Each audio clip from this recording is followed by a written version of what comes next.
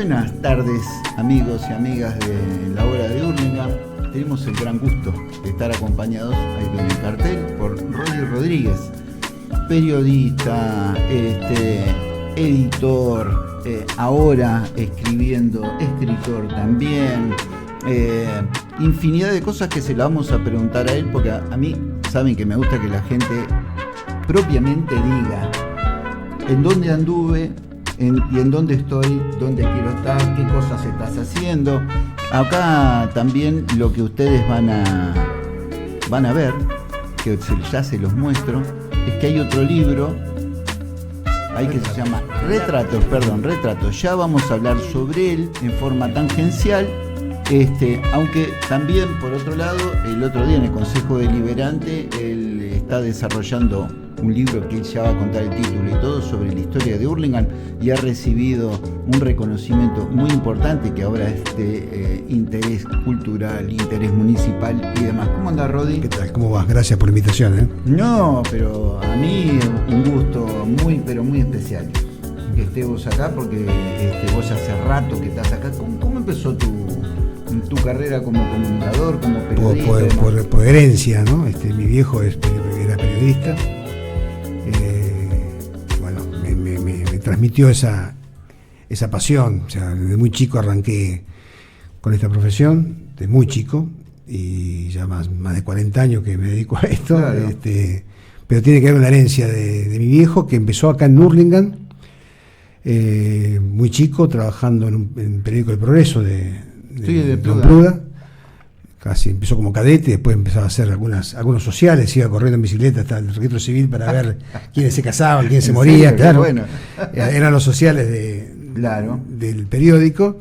Y después empezó a hacer locución en distintas radios. En ese momento había radios solamente nacionales, no había radios locales. Estamos hablando de Radio Mundo, Radio Mitre, Mitre no sé si, pero El Mundo es Splendid.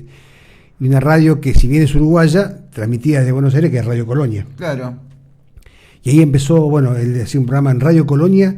Como digo yo, es una radio que de casualidad está en Colonia, porque transmite todas cosas argentinas. Todas argentinas. Pero aparte, mirá si será curioso, que en Radio Colonia se transmitió el primer programa dedicado a Hurlingham. Hurlingham y su gente. ¿En serio? Lo hacía mi viejo con otro gran personaje de Hurlingham, que era Juan Carlos Recaño.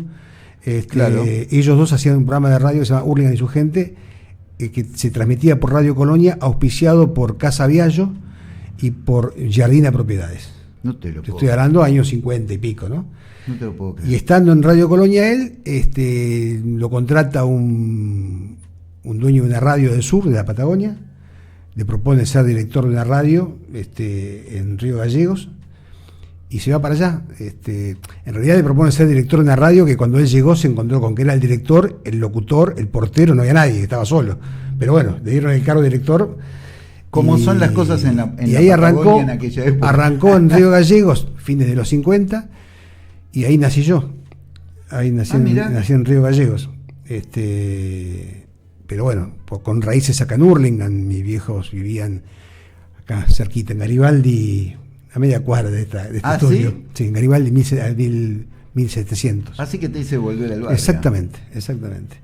Y bueno, pues ya vine para acá, para adolescente, ya vine a estudiar acá y empecé a desarrollar mi laburo de periodista en medios locales, de la mano de Recaño, curiosamente. El mismo que trabajaba con mi viejo, él estaba en un periódico que se llama Nuestra Ciudad, no Nuestra Ciudad que hizo Delford Guzmán y un periódico anterior, que estaba allí Yanis Upeñex y... me acuerdo de Yanis. Y bueno, yo era el más chico de ese grupo, con una camada también de pibes en ese momento, Gustavo Mayares, Alfredo Sayús.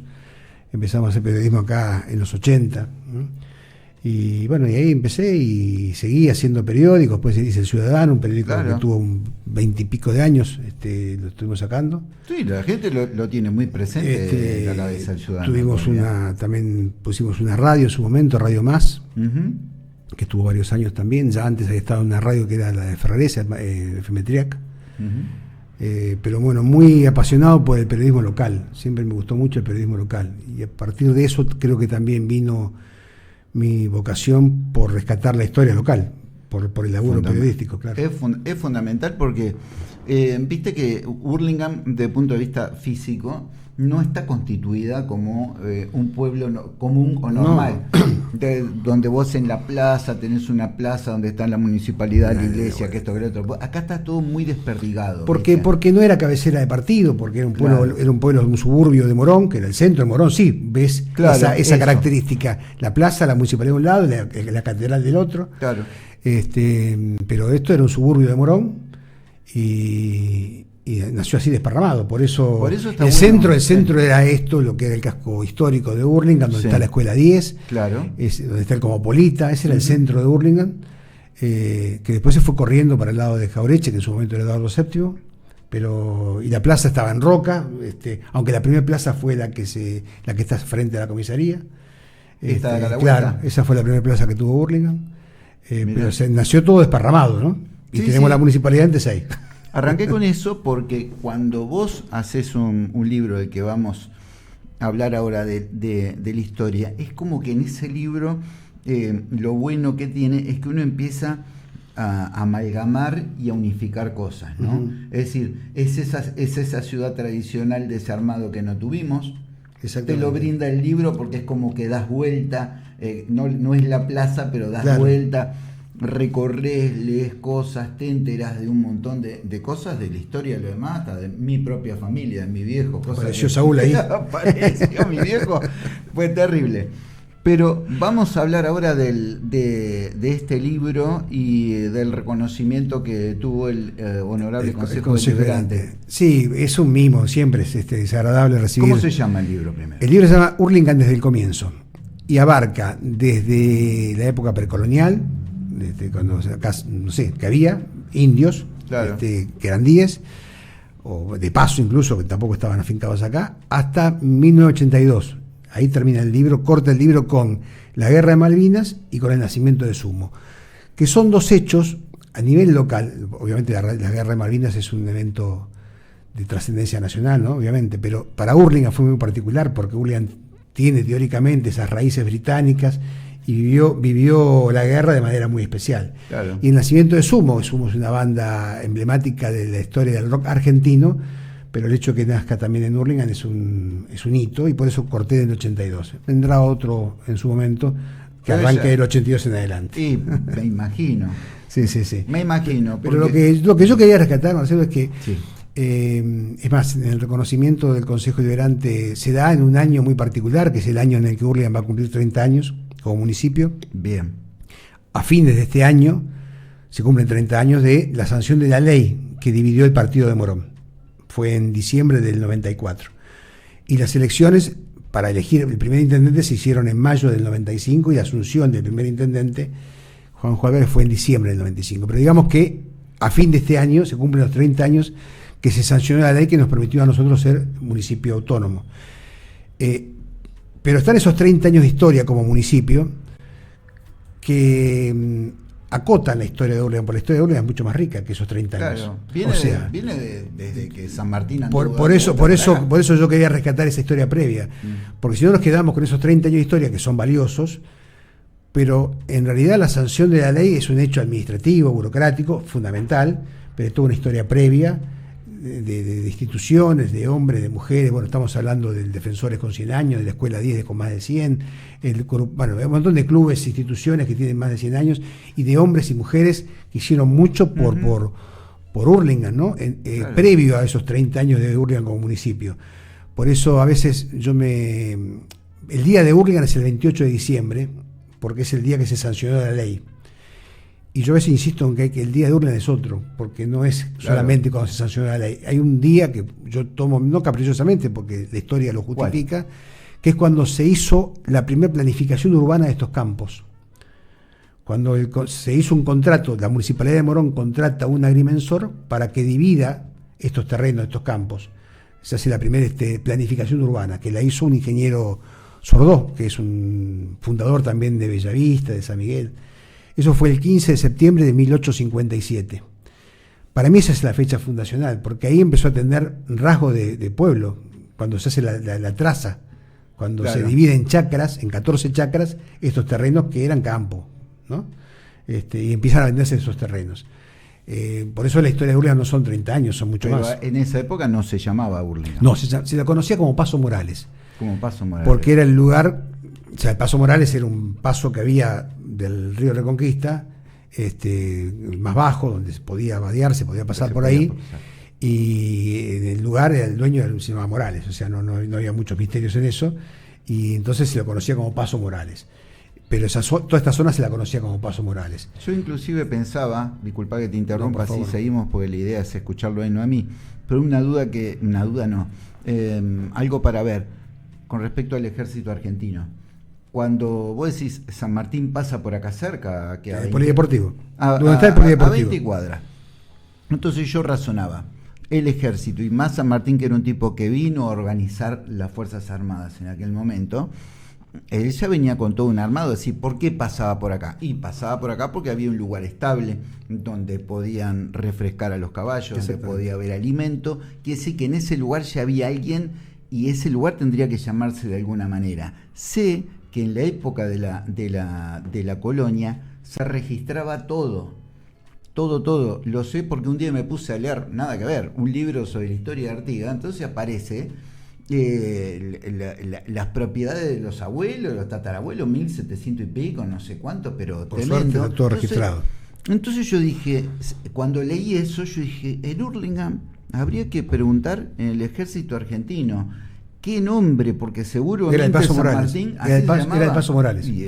Era el Paso Morales, que había una posta de caballos, posta de cambio de caballos. Claro. Que estaba. Y que era una posta permanente. Sí, que estaba a cargo de Cayetano Pardo, que fue el que le cambió los caballos a la tropa. Bien. Y en ese cambio de caballo, que hay que dejar firmado, registro, me recibí tanto caballo y te dejo tantos caballos, no firmó San Martín porque estaba herido. Claro. Porque su mano estaba lastimada de la batalla de San Lorenzo, que es de donde venía. Claro. Así que el Pepe argentino no firmó. No, exactamente. Firmó otro. Pero era Paso Morales el lugar. Por eso el nombre de Paso Morales es un nombre muy importante. Acá hay una calle que se llama Paso Morales, que es la que es lateral al Polideportivo. Claro. No debería ser la lateral porque en realidad es la que cruzaba el río. O sea, bien podría haberse llamado la Avenida Roca Paso Morales porque es el nombre que más nos identifica, ¿no? Claro. Pero bueno, sí. Un día uno de mis mejores amigos vive en Alemania, trabajó en una subsidiaria de Lufthansa, así que recorrió todo el mundo. Y un día estaba en Nairobi, en medio del África, en la capital de un país que había sido colonia inglesa. Claro. Y me dice, adivina cómo se llama el barrio inglés que está en Nairobi. Hurlingham. Mirá vos. A mí eso me molestó por nosotros, porque dije, es un indicio de que es un nombre netamente colonial desde el punto de vista del imperio inglés, ¿no? Porque hizo un Hurlingham en Nairobi, ahora se mandó un Hurlingham acá, tiene un Hurlingham acá. Tenemos un Londres en Catamarca, tenemos un Londres en Catamarca. Pero, qué sé yo, contanos del libro, ¿en qué momento decidís decir, vamos a hacer el libro? Porque aparte es algo que seguramente es años que vos tenés de juntar y buscar material. Sí, yo siempre escribí cosas sobre la historia de Hurlingham o la historia de la región, en distintos medios en los que me tocó trabajar. Es más, hay una publicación que se llama Historia de la Revista Bonaerense, que hizo el Instituto Histórico de Morón, que arrancó en el 93, y ahí en el primer número ya hay una nota que yo escribo sobre la creación de Campo de Mayo. Siempre me interesó el tema de la historia. Sí. Y lo que hice fue, la pandemia es un detonador de cosas, ¿no? Claro. Sí, recién hablábamos de esto. Claro, por eso me hago esa referencia. Y en la pandemia dije, bueno, juntemos todo este material y empecemos a unificarlo en una publicación. Bien. Que rescate el origen de Hurlingham, que haga que hable de sus comienzos. En realidad yo quería hacer otra cosa, que era hacer un resumen de los en ese momento 25 años del municipio, claro, como municipio, pero me contradecía a mí mismo, digo, no, hay una historia previa. Si yo hablo de 25 años del municipio, no hablo de la Escuela 10, no hablo del Defensor, no hablo del Independiente, no hablo del Cosmopolita, no hablo de Delfor Díaz, no hablo de tantas figuras que no hablo de, no sé, personajes fundamentales, Fito Quieto, Santos Tesey, digo, que son previos a esos 30 años. Entonces, bueno, arrancamos desde el principio, arrancamos desde el origen y empecé a escribir. Y bueno, se terminó y por suerte se publicó, son casi 400 y pico de páginas con más de 500 fotos, fotos e imágenes, ¿no? Obviamente, no fotografía, muchas ilustraciones, y la verdad que estoy muy contento con esa publicación, porque cuando vos decís, es un hijo, ¿no? Es un hijo, claro. Es un hijo de papel. Yo estaba pensando, yo vine a vivir acá a los 16 años. Y algo que aprendí, no solamente por vivir en Hurlingham, después cuando me fui a vivir a Chipoleti, donde nació Federico, pues yo te miraba así, yo digo, estos tienen la historia parecida, ¿no? Sí, de patagónicos. De patagónicos y de que fueron gente que tenía un vínculo en Hurlingham, que de repente vas al Alto Valle, en el caso mío. Son patagónicos de origen con urbaneros de adopción.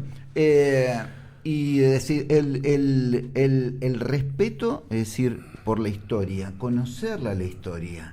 Es decir, porque cuando vos conocés la historia te empezás a dar cuenta de repente hasta por qué estás viviendo como estás viviendo, y también te das cuenta, es decir, que de repente necesitas de más historia para enderezar el futuro. Bueno, yo hablo mucho de eso, insisto mucho con el tema del Hurlingham que se quiere en las dos acepciones de la palabra, del que se quiere porque lo querés, porque lo amás, porque tenés un sentimiento hacia ese lugar, y el Hurlingham que querés porque es el Hurlingham que deseás.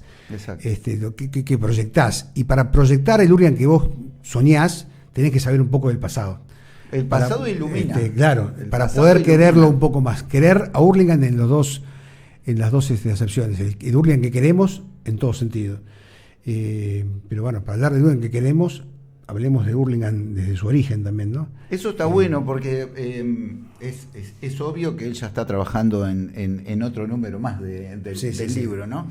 Pero lo bueno es que vos dijiste, bueno, le damos un puntapié. Ese libro debería estar en las escuelas y debería ser material de lectura obligatorio, más para las personas que son de Hurlingham. Pero aparte, Hurlingham tiene una cosa rara.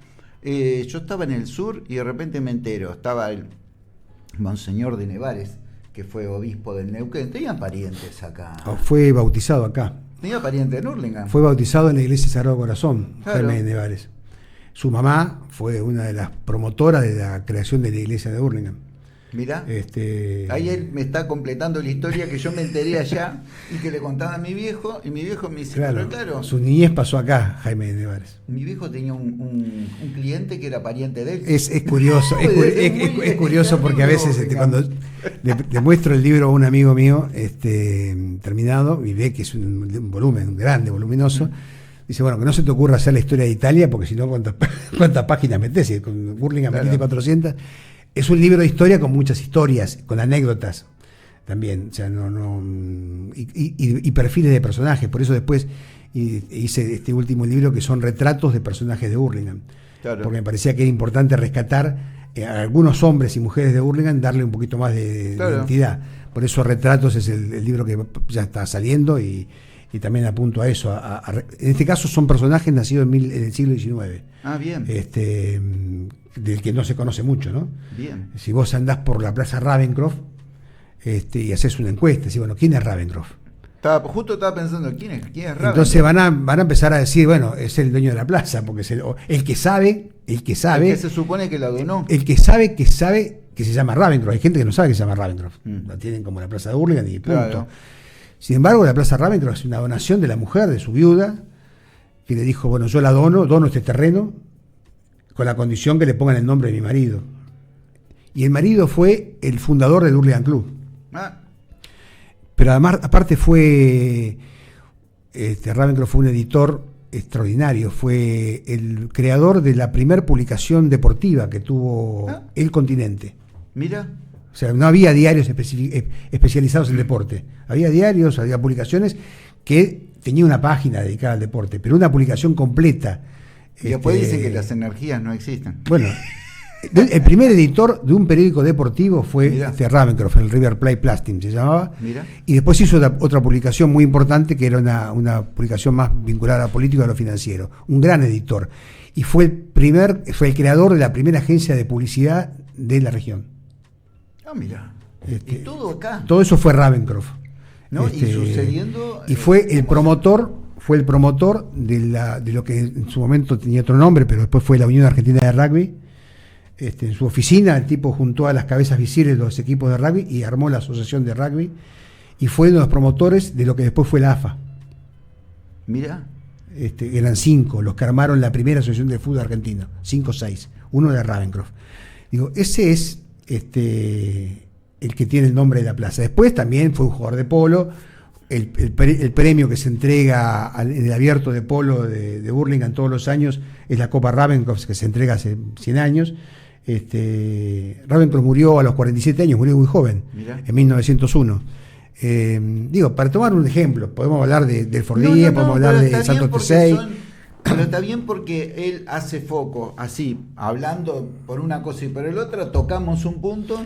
Pero, y empezás a sacar, ¿por qué se llama Ravenscroft nuestra plaza principal? Que se le quiso cambiar el nombre muchas veces, porque todos los argentinos tenemos una tendencia a cambiar los nombres de todo a cada rato. En esa calle que hoy se llama Roca, que antes se llamó 17 de octubre y anteriormente se llamó Las Heras, la avenida principal, la plaza que se llamó Ravenscroft por decisión de su viuda, hubo varios intentos de cambiarle el nombre. Sobre todo durante la guerra hubo movimientos que quisieron cambiarle el nombre a la ciudad, por supuesto, claro, pero también a las calles. Había muchas calles vinculadas a la tradición inglesa y a la plaza. Y después hay otro mito, ¿no? Que Hurlingham es una especie de campiña inglesa. Y nada que ver, para empezar, la mayoría son irlandeses. Vos sabés que son escoceses.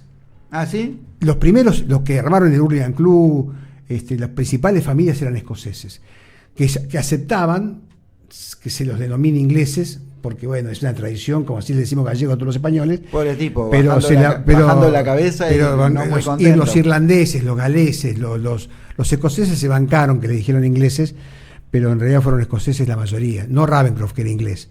Pero aparte, nunca fueron una gran cantidad los ingleses en Hurlingham. No, por eso. Nunca, no ahora. Ahora no. Hay más senegaleses que ingleses. Hay más chinos, obviamente, claro, muchísimo más. Pero antes tampoco había tantos ingleses. En el censo del 1895, la mayoría de la población extranjera, la gran mayoría, eran italianos. Claro. Después seguían los españoles. Había franceses, había más alemanes, y recién venían después los ingleses. Lo que tenían los ingleses era poder.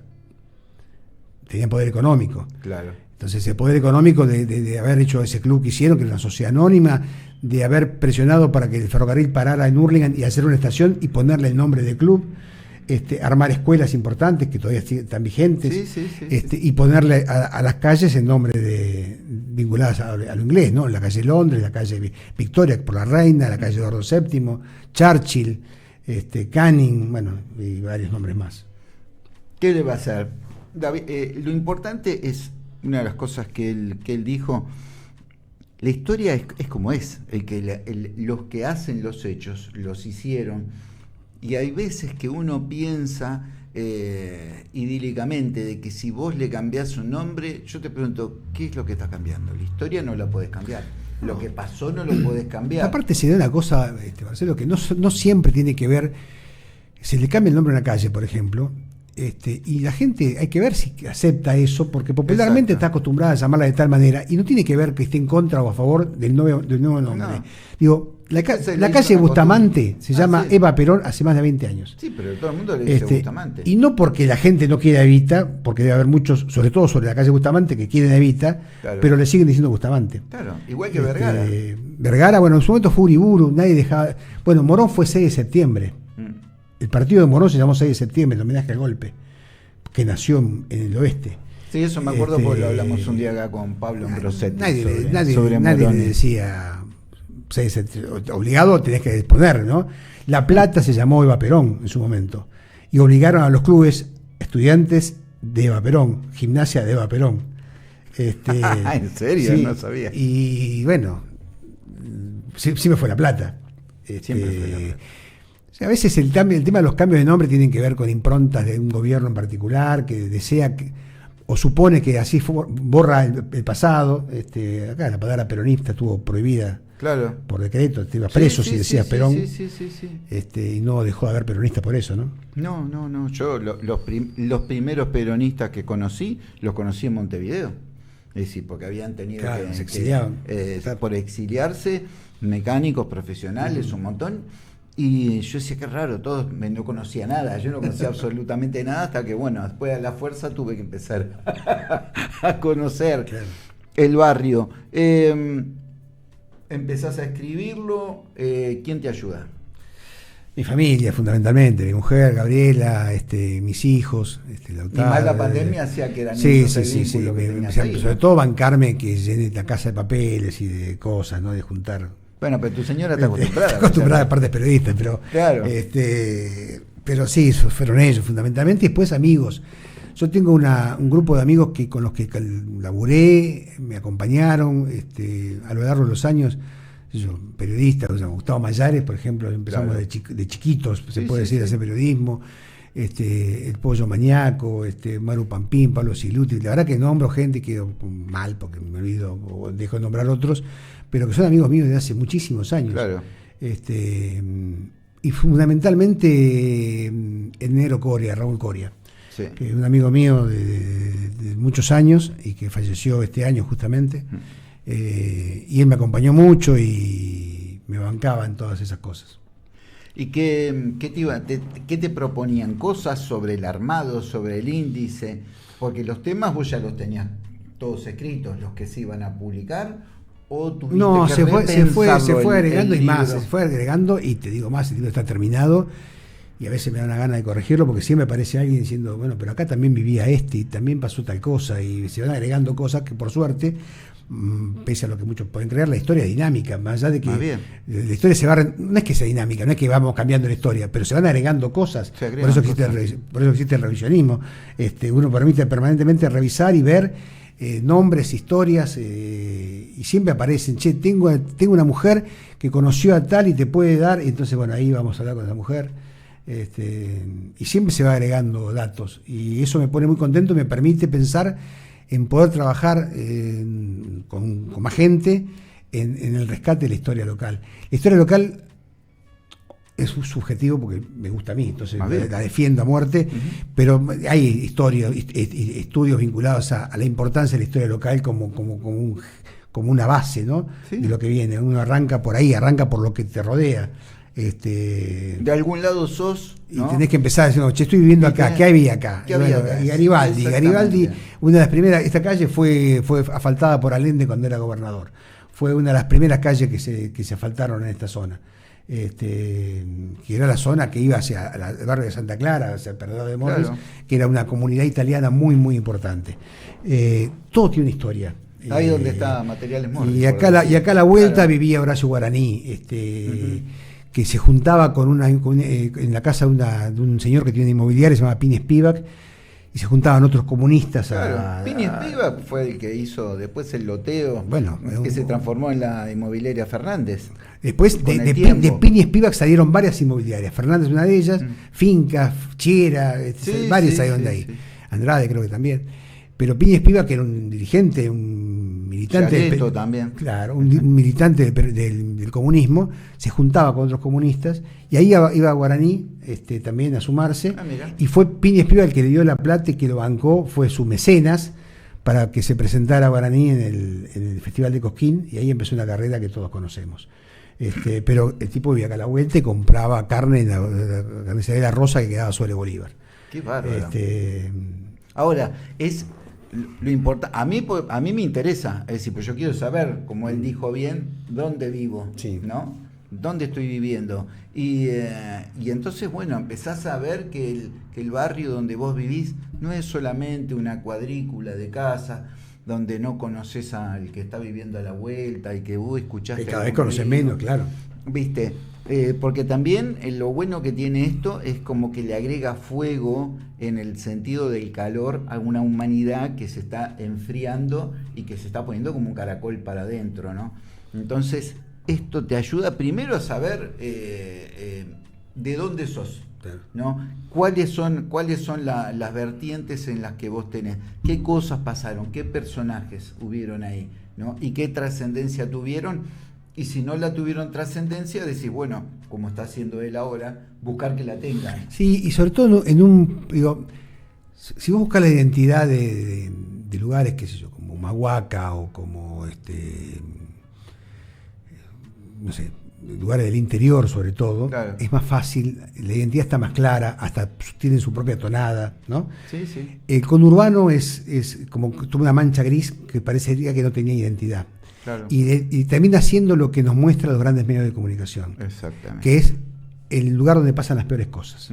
Eso es el conurbano mostrado por los grandes medios, ¿no? Que es natural que pasen que pase de todo, no malas cosas, de todo. Porque el conurbano es un lugar bueno, el conurbano es un lugar que ocupa el 1% del territorio nacional. El 1%. Y en el que habita el 30% de la Argentina. ¿Cómo no querés que pase todo? Todo, lo bueno y lo malo. ¿Qué es lo que más vende? Lo malo. Entonces es natural que diga conurbano, sos del conurbano, ojo con ¿De Hurlingham dónde? ¿Del oeste? Del oeste, ¿de dónde? ¿Viste? Entonces, ¿qué sale a la luz cuando vos ponías en Google Hurlingham? Aparecía el caso Candela y el caso de Padre Grassi.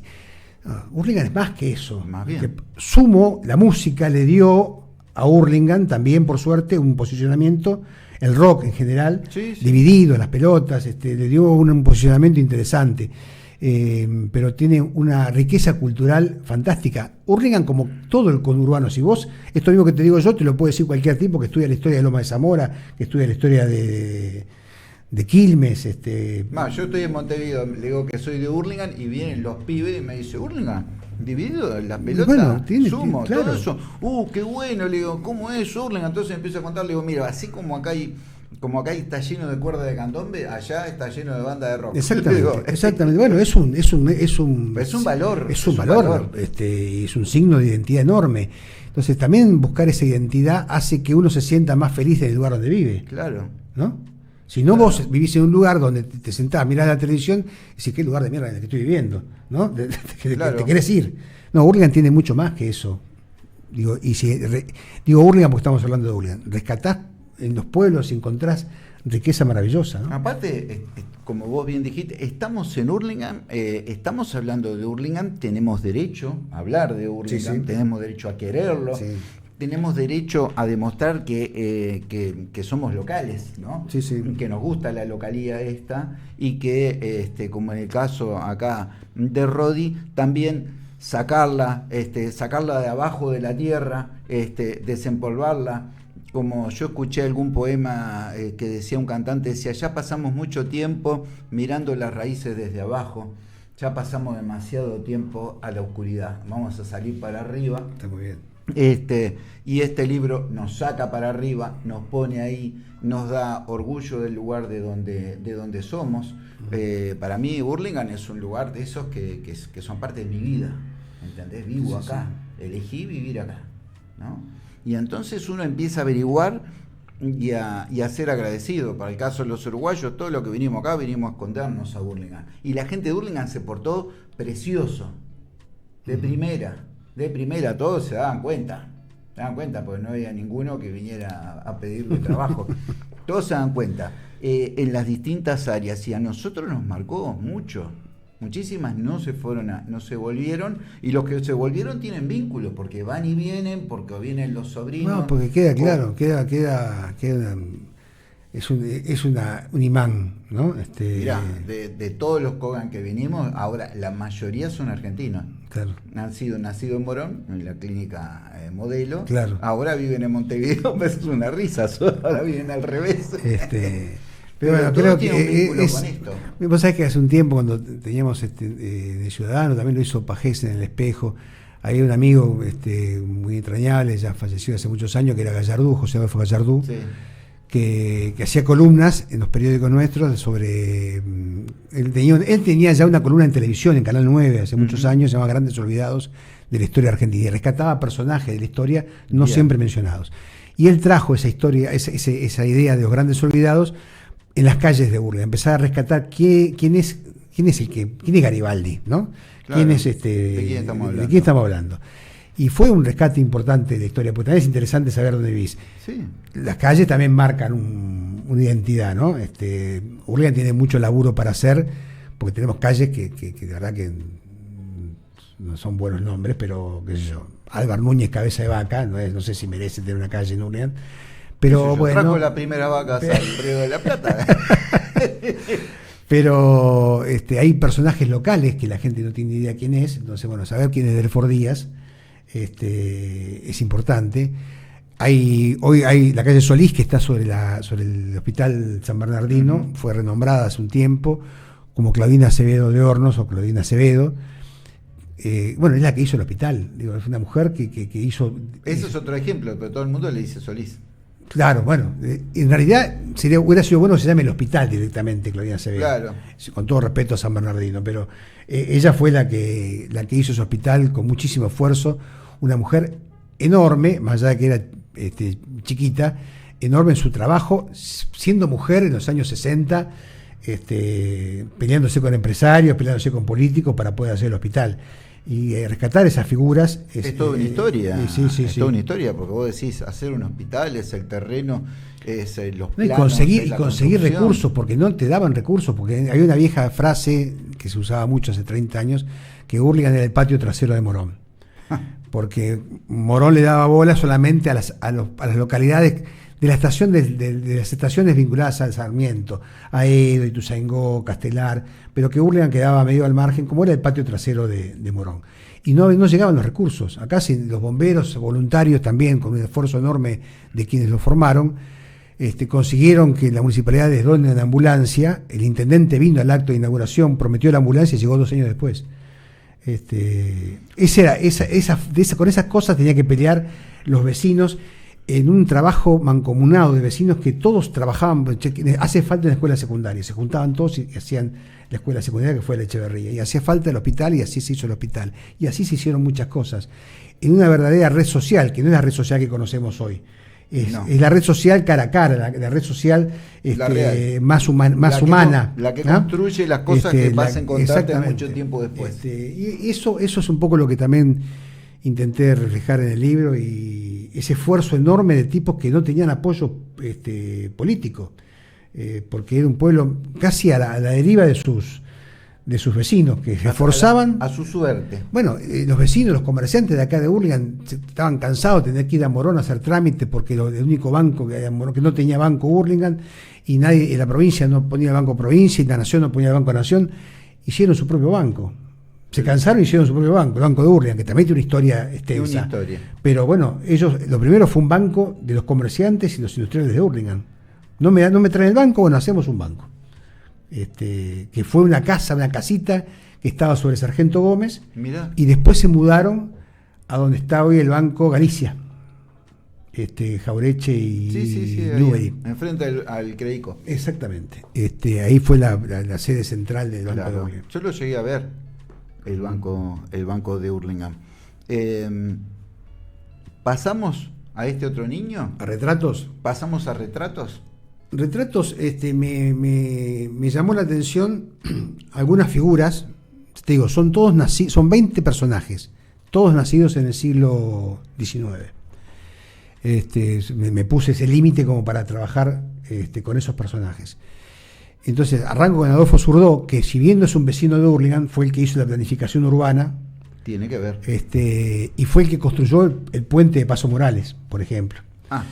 Y estaba Norberto Candelario Quirno, que tenía una estancia, que acá se llamaba la Estanzuela, un estanciero muy, muy importante, primo del que fue vicepresidente de la Nación. Parque Quirno se llama justamente por este personaje. Yo digo, es interesante que el que vive en Parque Quirno, que sepa quién era Norberto Quirno, ¿no? Claro. Entonces rescato la historia de este Quirno. Y paso por Ravenscroft, que recién lo nombramos, por Santos Tesey, por Tomás Le Breton. Tomás Le Breton es un diplomático, fue embajador argentino en Francia, en Estados Unidos, en Inglaterra. Yo cuando dijiste Le Breton, yo dije, Francia tiene algo que ver. No, pero tenía orígenes francés, pero el tipo era acá de Hurlingham y vivía en una casa que estaba en la calle Güemes y Jaureche, sobre Güemes en realidad. Allí funcionó, cuando ya el tipo había muerto, en esa casa funcionaron las primeras aulas de Esteban Echeverría, en la casa de Tomás Le Breton.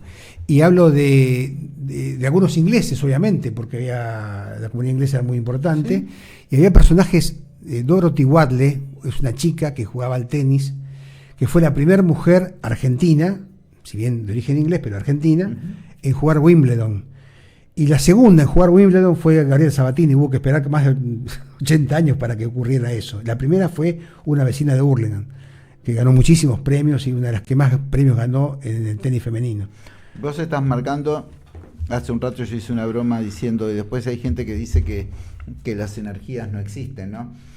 Hoy en día la gente, o nosotros siempre embromamos que pateás una baldosa y sale alguien de abajo de la baldosa. Tiene dos opciones: o va a ser del área de la cultura o va a ser del área deportiva en Hurlingham, ¿no? Y vos fíjate, del área deportiva y la editorial sale Ravencroft haciendo la primera publicación deportiva. Después esta otra mujer, Dorothy Wadley, Dorothy, la nena le decía.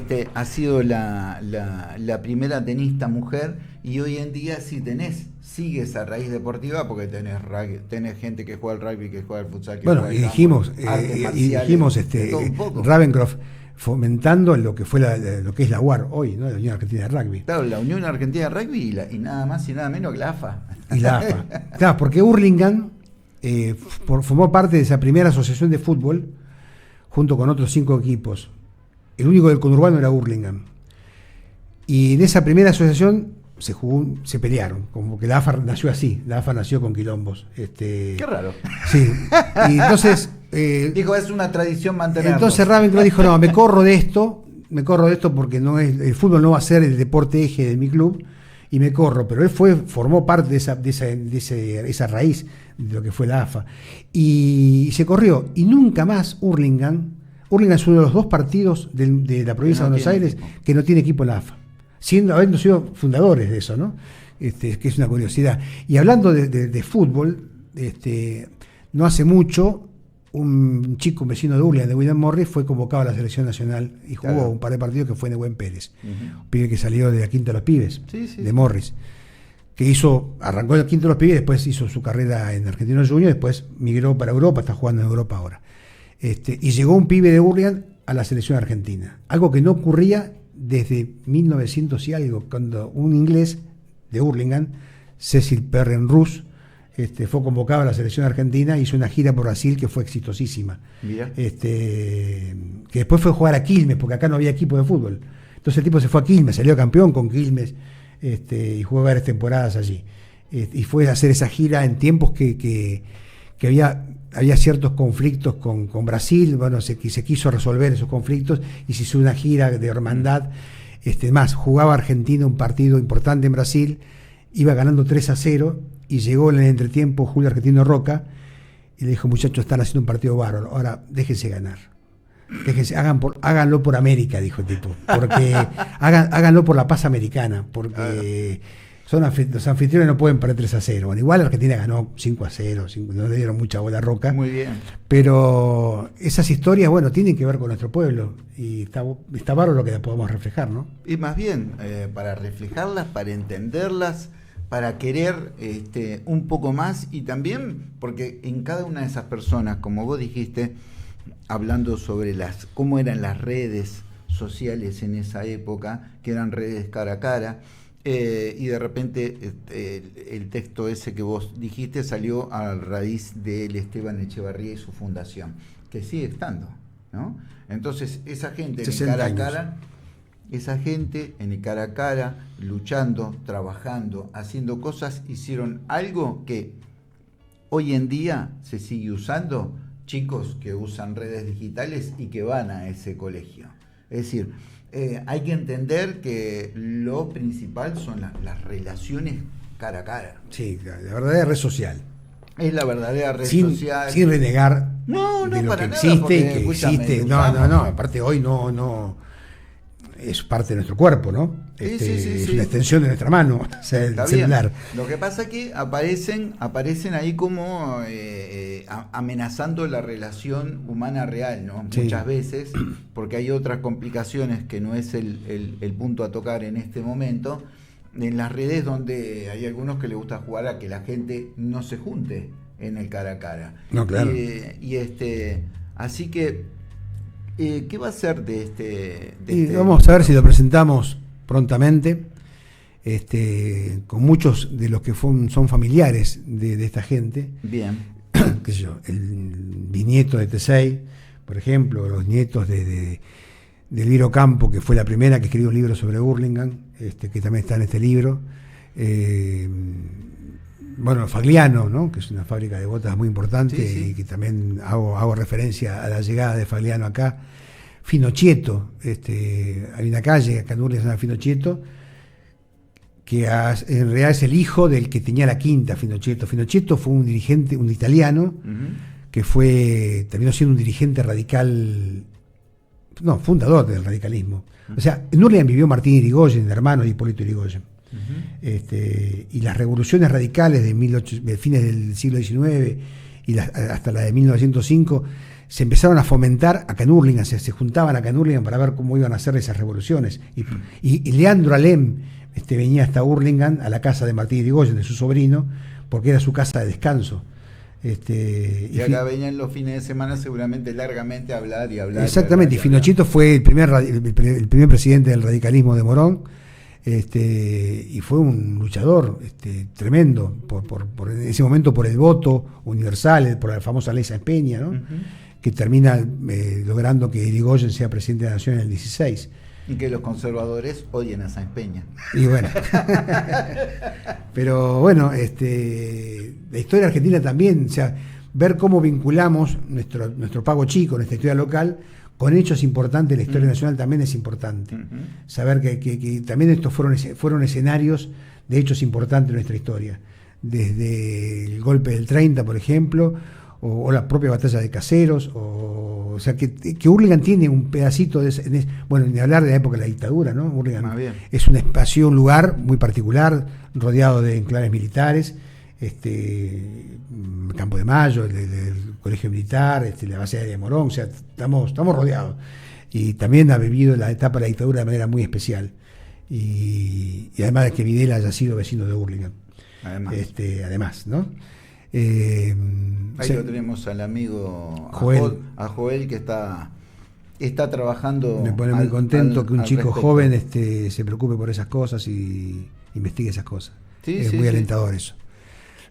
Así que bueno, hay historias como para seguir contando, y lo bueno es que cuando vos sacás una especie como este libro, o como saqué el anterior, viene alguien y dice, bueno, pero te olvidaste, y a mí me encanta cuando me dicen, te olvidaste. Voy a decirme, porque tiene importancia. Claro, te olvidaste de nombrar a tal tipo, te olvidaste de nombrar tal historia. Este es el próximo que está dando vuelta. Vos dijiste que lo ibas a corregir, que tenías cosas que hacer con esto. Sí, ya está, sale en un mes, calculo que ya está en la calle. Son paisanas y paisanos de Hurlingham. Te hago una pregunta. El otro, el grandote, sí, que ese es como, me parece que la nave insignia, que va a seguir creciendo. ¿Cómo se lo puede encontrar? ¿Cómo la gente dice, escuchan esto y van a empezar a preguntarme? Sí, ahí bueno, pues, en librerías de Hurlingham está agotado, me está reclamando Soledad de Librería Rodríguez. Te están diciendo, hola, si no, a través de redes sociales, si querés la puedo pasar, me buscan Rodríguez, después te las paso todas, pero... Pásamela porque nosotros luego vamos a colgar en el muro. Esto va a tener un video individual y va a salir pero a través de redes sociales nos contactamos, y allá están la banda de los Rodríguez, mis hijos, que se ocupan de esa tarea. Pero bueno, y con ganas de seguir presentándolo. Tenemos previsto una presentación en algún sindicato también pronto, y en las escuelas tenemos muy buena recepción, porque a veces uno cree, los pibes no se enganchan con estas historias porque tienen que ver. Sí que se enganchan. Pero se enganchan. Algunos con algunos temas en particular, algunos más vinculados a la música, otros más vinculados a la guerra de Malvinas, otros más vinculados, pero se enganchan mucho de cómo fue ese origen del fútbol en Hurlingham, que no prosperó en un club, digamos, de la AFA. Se enganchan con las historias de los clubes de rugby, que en Hurlingham son muy importantes, y pese a que ninguno de los dos más importantes nacieron en Hurlingham, ni el Herling ni el Curupa, pero que más allá de que muchos creen Hurling es Hurlingham, ¿no? Yo hubiera pensado que habían nacido acá. No, ninguno de los dos nacieron acá. Buscaron terrenos acá, ya avanzados ellos como clubes. Nadie duda del arraigo de los dos clubes en Hurlingham, son clubes de Hurlingham ambos. Pero el Herling, no tiene que ver más allá del nombre con Hurlingham. Tiene que ver con el juego. Tiene que ver con el juego. específicamente. Así como Hurlingham, el nombre Hurlingham, tiene que ver exclusivamente con el club, el Hurlingham Club, que está en Londres, está en Fulham, cerca del Támesis. Ese club, que nació en 1860 y pico, era un club que Ravenscroft amaba. No podía entrar porque un club privado, pero él amaba, él quería un club así. Y cuando vino de Argentina dijo, quiero tener un club así, como el Hurlingham que está en Fulham. Y armó Hurlingham acá, y después al poco tiempo necesitaban una estación de tren porque la gente no podía llegar acá al club. Es más, al tren lo paraban como si fuera un bondi en la estación. Y el Motorman de Honda paraba, pero dice, hacía falta una estación. Y cuando armaron la estación le pusieron Hurlingham a la estación, como el club, para tener referencia directa con el club. Y una vez que una estación de tren tiene un nombre, contagia, bueno, pasó con William Morris, ¿no? Una vez que le pones un nombre, toda la zona se llama como se llama la estación. Por eso Hurlingham se llama Hurlingham, por el club, por la estación, pero el origen es el club creado por los ingleses. Gente, ha sido un gusto. Igualmente. Que hayas podido venir hasta acá. Así que nosotros estamos abiertos.